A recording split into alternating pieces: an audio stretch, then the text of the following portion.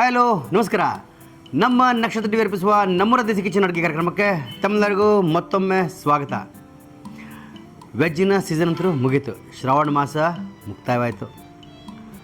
ಈಗ ನಮ್ಮ ವೀಕ್ಷಕರು ಕಮೆಂಟ್ ಬಾಕ್ಸಲ್ಲಿ ಹಾಕಿದ್ದಾರೆ, ಸರ್ ಸ್ವಲ್ಪ ನಾನ್ ವೆಜ್ ರೆಸಿಪಿ ಕೂಡ ಈಗ ತೋರಿಸಿ ಅಂಥೇಳಿ. ಈಗ ಅವರಿಗಾಗಿ ಇವತ್ತು ಸ್ಪೆಷಲ್ಲಾಗಿ ಎಗ್ ಬೋಂಡಾ ಹೇಗೆ ಮಾಡೋದನ್ನು ಹೇಳ್ಕೊಡ್ತೀನಿ. ಎಗ್ ಬೋಂಡಾದಲ್ಲಿ ಸಿಂಪಲ್ಲಾಗಿರುತ್ತೆ ರೆಸಿಪಿ, ಆದರೆ ಎಗ್ ಬೋಂಡಾ ತಿನ್ನೋಕೆ ಮಾತ್ರ ಮಜಾ ಇರುತ್ತೆ. ಬನ್ನಿ ತಡ ಮಾಡಿದೆ ಎಗ್ ಬೋಂಡಾ ಹೇಗೆ ಮಾಡೋದನ್ನು ನಿಮ್ಗೆ ಹೇಳ್ಕೊಡ್ತೀನಿ. ಬನ್ನಿ ಸ್ಟಾರ್ಟ್ ಮಾಡೋಣ.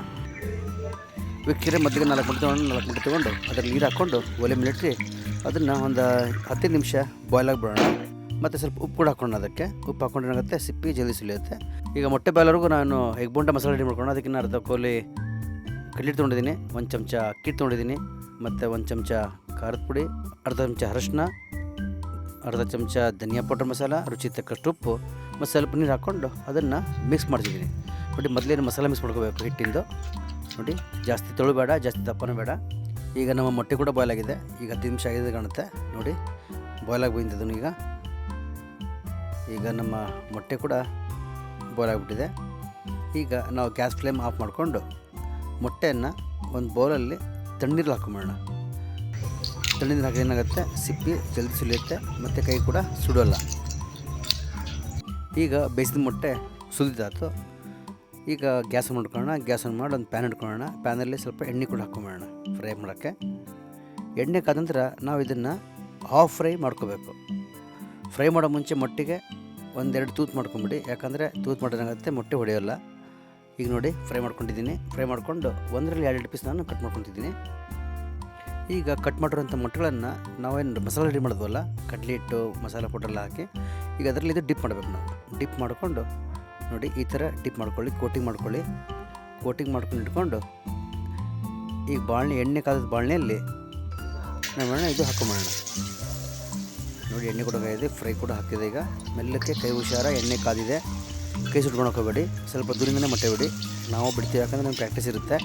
ಈಗ ನಮ್ಮ ಎಗ್ ಬೋಂಡಾ ರೆಡಿ ಆಗಿದೆಯಲ್ಲ ಅಂತ ಹೇಳಿ ಹೆಂಗೆ ಗೊತ್ತಾಗತ್ತಂದರೆ, ಫ್ರೈ ಆದಾಗ ಮೊಟ್ಟೆ ಏನಿದೆಯಲ್ಲ ಬೋಂಡಾ ಕೈಯಿಂದ ಟಚ್ ಮಾಡಿದಾಗ ಒರಟಾಗಿ ನಮಗೆ ಅನ್ನಿಸ್ಬೇಕು. ಒರಟಂತ ಅನ್ನಿಸಿದಾಗ ಎಗ್ ಬೋಂಡಾ ರೆಡಿ ಆಗಿದೆ ಅಂತ ಅರ್ಥ. ಈಗ ನೋಡಿ ನಮ್ಮ ಎಗ್ ಬೋಂಡಾ ರೆಡಿ ಆಗಿದೆ. ಈಗ ನಾವು ಅದನ್ನು ಪ್ಲೇಟಿಂಗ್ ಮಾಡ್ಕೊಳ್ಳೋಣ ಬನ್ನಿ.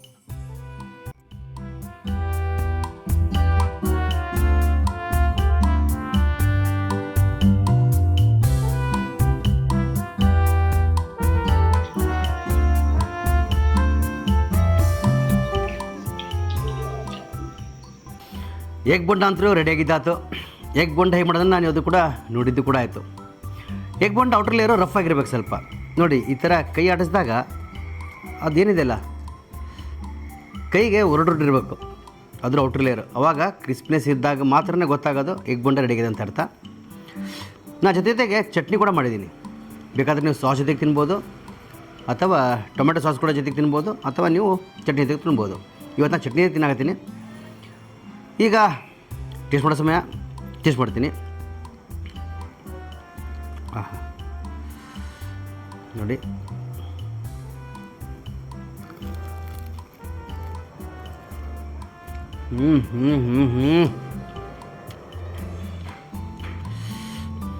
ಇನ್ನೊಂದು ಸ್ವಲ್ಪ ಇನ್ನೊಂದು ಬೆಡ್ ತೊಗೊತೀನಿ.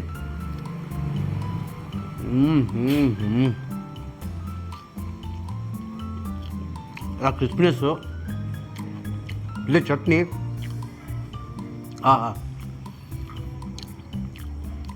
ಮಸ್ತಾಗಿ ಎರಡೂ ಕಾಂಬಿನೇಷನ್ ಪರ್ಫೆಕ್ಟ್ ಆಗಿದೆ. ವೀಕ್ಷಕರೇ, ಈ ರೆಸಿಪಿ ನಿಮ್ಮ ಮನೇಲಿ ಮಾಡಲೇಬೇಕು. ಮಾಡಿ ಮನೆಯಲ್ಲಿಂಥ ಮಕ್ಕಳೇ ಆಗಲಿ, ಮನೆಯಲ್ಲಿಂಥ ಎಲ್ಲ ಸದಸ್ಯಗಳಾಗಲಿ ಇದು ನೀವು ತಿನ್ನಿಸಲೇಬೇಕು. ಒಂಥರ ಒಳ್ಳೆಯ ರೆಸಿಪಿ, ನೀವು ಮಾಡ್ತೀರ ಅಂಥೇಳಿ ನಮಗೆ ಗ್ಯಾರಂಟಿ ಇದೆ. ಮತ್ತು ಹೇಗಾಗಿದೆ ಅಂಥೇಳಿ ಕಮೆಂಟ್ ಬಾಕ್ಸಲ್ಲಿ ಹಾಕೋದನ್ನು ಮರಿಬೇಡಿ. ಇದರಲ್ಲಿ 2 ರೆಸಿಪಿ ಇದ್ವು. ಒಂದು ಎಗ್ ಬೋಂಡಾ ಹೇಗೆ ಮಾಡೋದು ಅಂತೇಳಿ ಒಂದು, ಮತ್ತು ಇದ್ರ ಮಸಾಲೆ ಹೇಗೆ ರೆಡಿ ಮಾಡ್ತಾರೆ ಅದೊಂದು. ಎರಡೂ ನಿಮಗೆ ತೋರಿಸಿದ್ದೀನಿ. ಅದೇ ಥರ ಮಾಡಿ ಭಾಳ ಸಿಂಪಲ್ಲಾಗಿ ಮಸ್ತಾಗಿರುತ್ತೆ ಅಂತ ಹೇಳ್ತಾ, ಮತ್ತೆ ನಾಳೆ ಒಂದು ಹೊಸ ಅಡುಗೆ ಜೊತೆಗೆ ನಿಮ್ಮೊಂದಿಗಿರ್ತೀನಿ. ಅಲ್ಲಿವರೆಗೂ ನಗ್ತಾ ಇರ್ರಿ, ನಗಿಸ್ತಾ ಇರ್ರಿ, ಊಟ ಮಾಡ್ತಾ ಇರ್ರಿ, ಊಟ ಮಾಡಿಸ್ತಾ ಇರ್ರಿ. ಟೇಕ್ ಕೇರ್, ಬಾಯ್ ಬಾಯ್.